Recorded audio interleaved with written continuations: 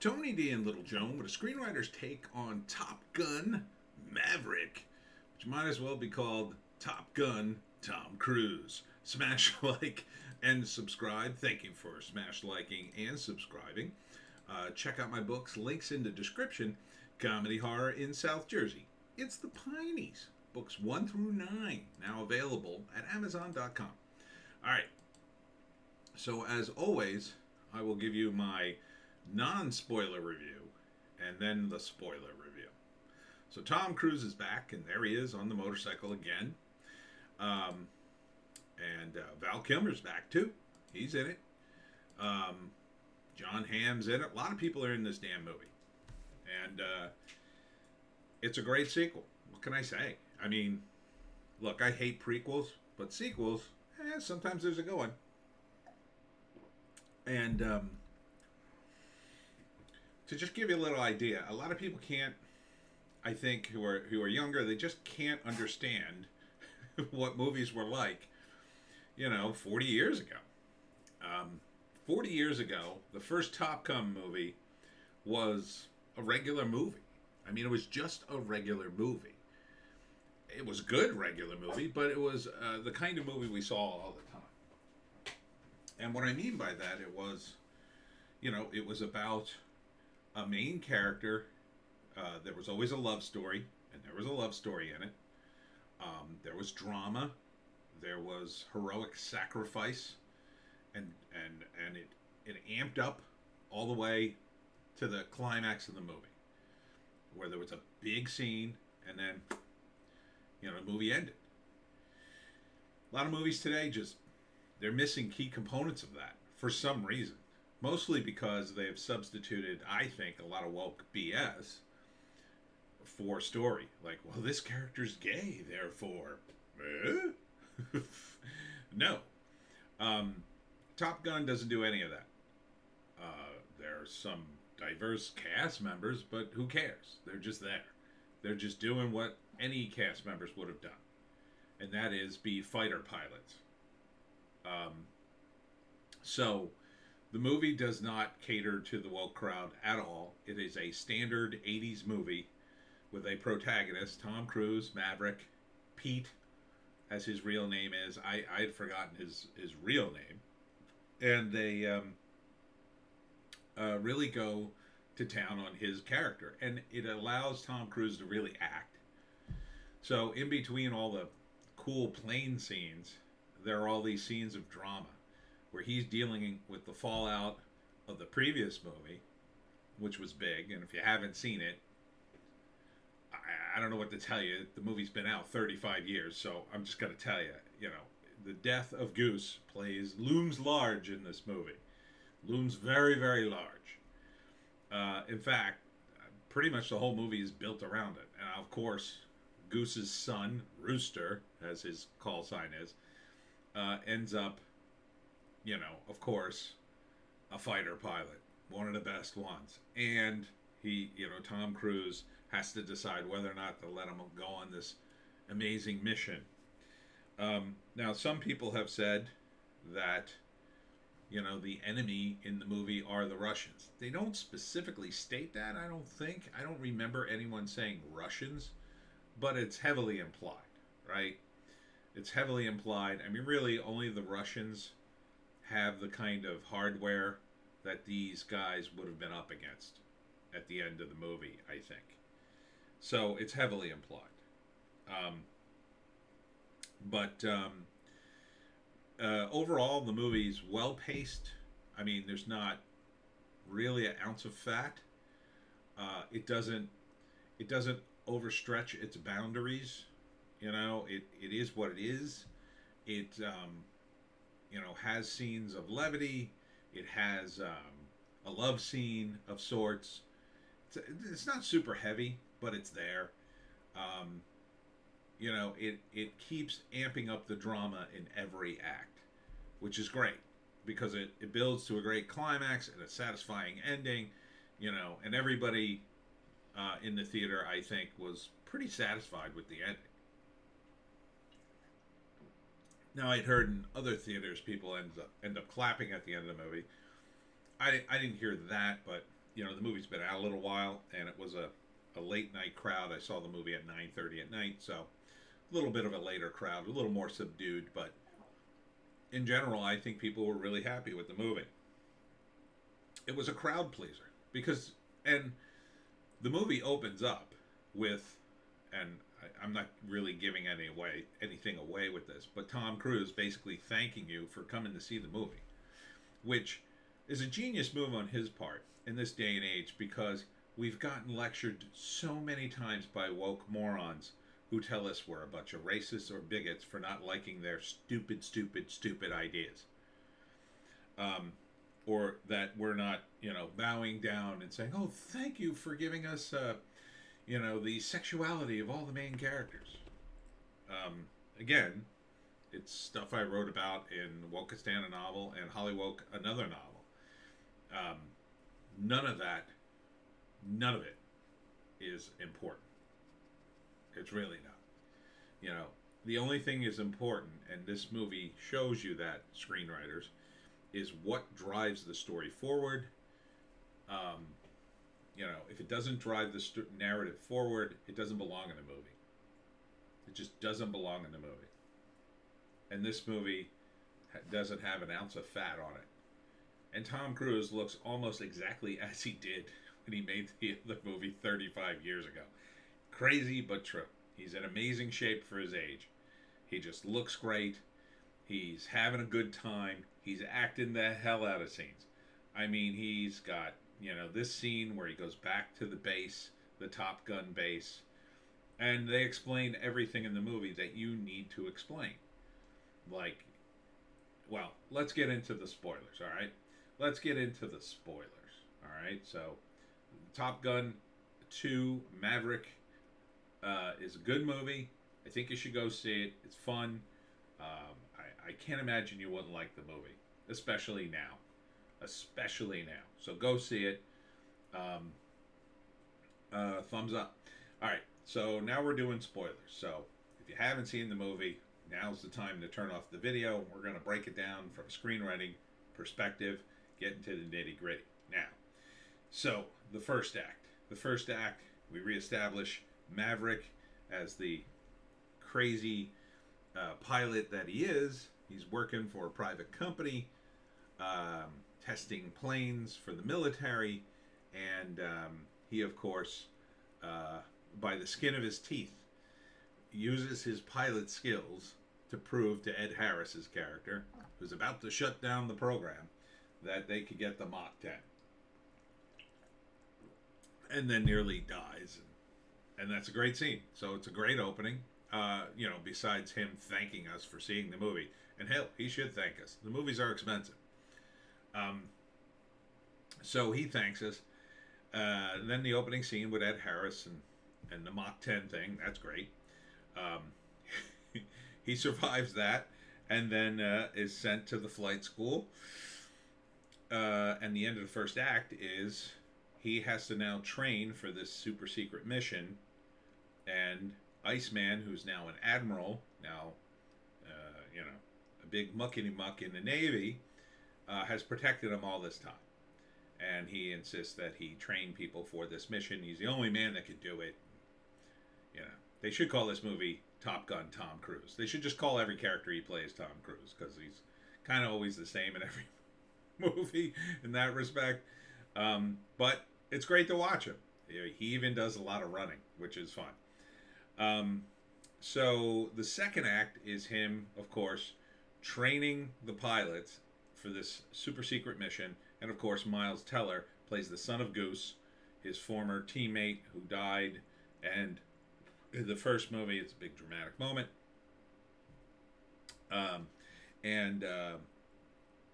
He is an important character because it's all about how Maverick tried to protect Rooster. And the fallout from that. Now, they don't bring back Meg Ryan, which I guess they could have. Now, I understand why they didn't bring back Kelly McGillis, because, Kelly McGillis, was it McGillis or McGinnis? I forget. But she was the hot chick in this movie, and now she's older. and she, she doesn't look hot.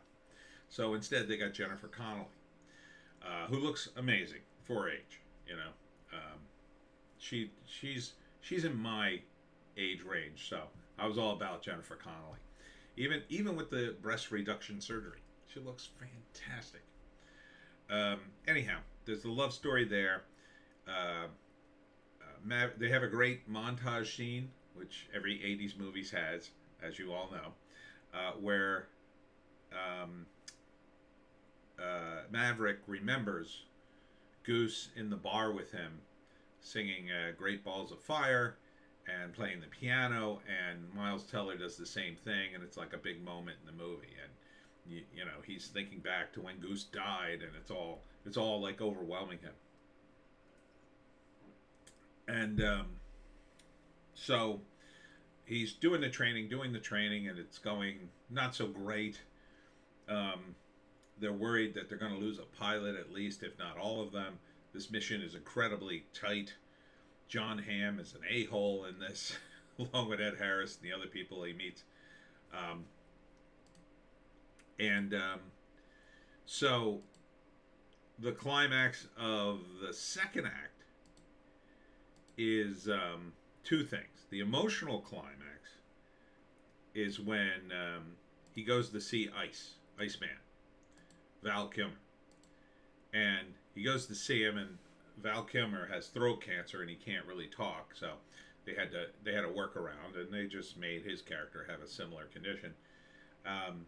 And so, Iceman tells him, you gotta let it go, like what happened to Goose, and you can't put that on his son and ruin his career just to protect him. You gotta, and Cruz is breaking up, going, I don't know how.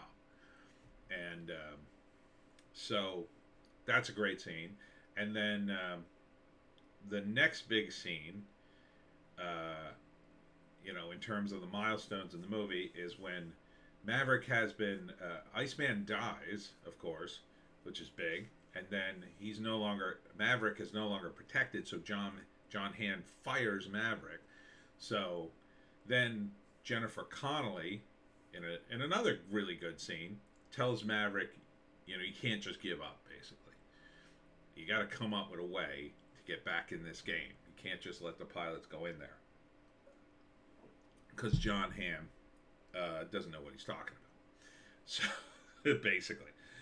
So, and that's Maverick's character. He does everything unorthodox, but somehow he always pulls it out. He's like Captain Kirk.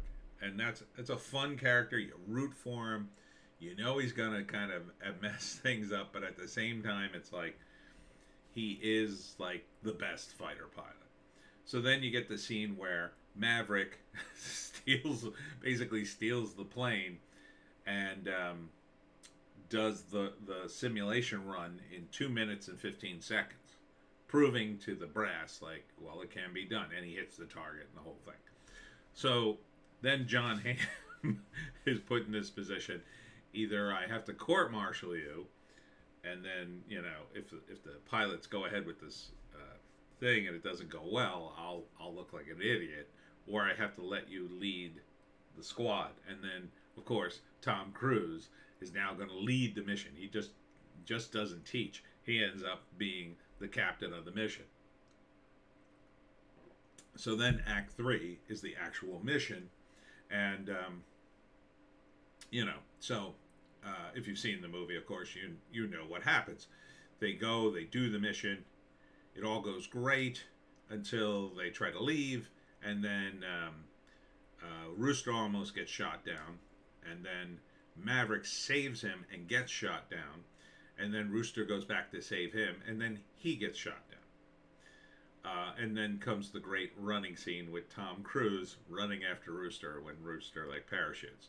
So then the two of them, in a scene that you're totally not suspecting, it was very sort of Jerry Bruckheimer scene, is when they steal the F-14, which is the plane they flew in the original Top Gun, and then Rooster is now in Goose's seat, just like the original Top Gun, So you've got all this like foreshadowing, and then they have to escape in the F-14. They manage to kill two of the pilots, and you only think there's two, and then of course the third one shows up, and then they get saved. So it's great. It's just great. It's just one thing after another. When they're stealing the plane and they're doing all this stuff. I mean, you're just rooting for them the whole time. And then of course, they all had their differences, but in the end, they all pulled it together. And there's this great scene on the end with the boat, and they're all applauding, and then the epilogue is very short. They're all getting along now. Everybody lived. Everybody's happy. Tom Cruise gets the girl. Miles or Rooster has now resolved things with Maverick, and everybody's just happy as a clam. And it's very satisfying to have that kind of ending. All the loose ends are tied up. Everybody wins, except the Russians. These are the kinds of movies we used to enjoy in the 80s, because you'd always... Now, granted, back in the 80s, they always made these movies, and it did get tiresome after a while. Just, you knew everybody would win at the end and live. So, one of the reasons Top Gun, the first movie, is so great is because Goose dies. Because you're not expecting it. You are totally not expecting it the first time you see that movie. So, I'm not saying that in every movie everybody has to live, although it kind of depends upon the movie. The military movie, there's some close calls in this movie too, which are great. And, I just think, in general, the movie's excellent pacing, wonderful sound. You really feel the G's in this movie, because you get all the little sounds that the pilot experiences as he's taken off an aircraft carrier, because they have this cable that catches the planes when they land and when they take off. So you hear that little extra bit of sound, which really adds to it, I think. It would have been easy to drop that, but I think Tom Cruise is a bit of a perfectionist when it comes to this. I don't know if he's directly involved with things like that, but I wouldn't be surprised. And he just acts the hell out of this movie. I mean, it's so emotional, the scenes. And he's really stuck, a couple of different ways. He promises Meg Ryan, whose character is dead, that he's going to save the kid, Rooster, and so he did something to his career. He thought he would short circuit it because he wasn't ready, and Jennifer Connelly asked him, "Are you going to tell him?" And he says, "No, I'm not going to tell him. I don't want him to hate his mother too." He only did it to protect him, and at the same time, he's got to make all these. Another thing is the drama between him and Jennifer Connelly. Jennifer Connelly's daughter says to him, don't break her heart again. Like, don't leave her again, which he's done in the past. And so you get the sense by the end of this movie, yeah, he's going to stay this time, and possibly. What do you got in your fur? Jesus. Hold on, I gotta get this out. So you get the feeling that, I know you hate this. You hate the brush. I know. I had to get that out though. It's something. You get the feeling that this time maybe he'll stay, but also too, this movie has been insanely successful. So they may do a sequel. Right in my face. Thanks. Thank you. Again, you sneezed all over me, and I'm trying to do this review. You want to get down? Okay. There you go. Joan's mad she didn't see the movie. I don't blame her. It was really good. There was a dog in it, Joan. There was a dog in the movie, by the way. I'm not sure if it was a callback to the first movie. I don't remember there being a dog in the first movie, but I wouldn't be surprised. It was a very pro-American movie. There were American flags and the military. They put back the patches. For those of you who don't know, China pressured the movie makers or the studios to take off the Taiwanese patch that he had on his jacket, because he has like every patch imaginable for a fighter pilot. Um, and at first, I believe the studio caved and removed it. And then there was some backlash. And then, I think mostly it was because the Chinese communists screwed Hollywood by not releasing some of the Disney films, that they said, let's F these guys. And they put the patch back. So good on you, Hollywood. I'm glad you did. They had a lot of great pictures like this of the various characters from the first movie, which was nice. Joan, I'm almost done this. Don't make me start over. Okay? And just great scenes, great cinematography with shooting these scenes. You really feel... I mean, this would be a great movie to see in IMAX. Here. I'm going to give her another treat to shut her up. Because I think the plane scenes would just be here. Here's a bigger piece. Don't choke on it. I think the IMAX would be incredible to see the planes running around on this. And, they really don't go... The enemy, which I think are the Russians, they're really sort of just blank-faced nothings. It's really... They don't humanize them at all. Which, in a movie like this, where you want everybody to feel good, it's not a war movie, really. I mean, it is and it isn't, but it's not a real war movie where you learn the horrors of war. It's a pro-America movie, if anything. Here they are zooming across the water. John Hamm is very good in this movie, but it's really all Tom Cruise. There's Iceman. Val Kilmer is very good in his scene. He's very good in it. And you got to hand it to Cruise. You really do, because he accepts, I think, no slouches when he makes a movie. It's just everybody's got to bring their A game or get the F out. And everybody does. Everybody here is on point. Everybody's doing what they're supposed to be doing.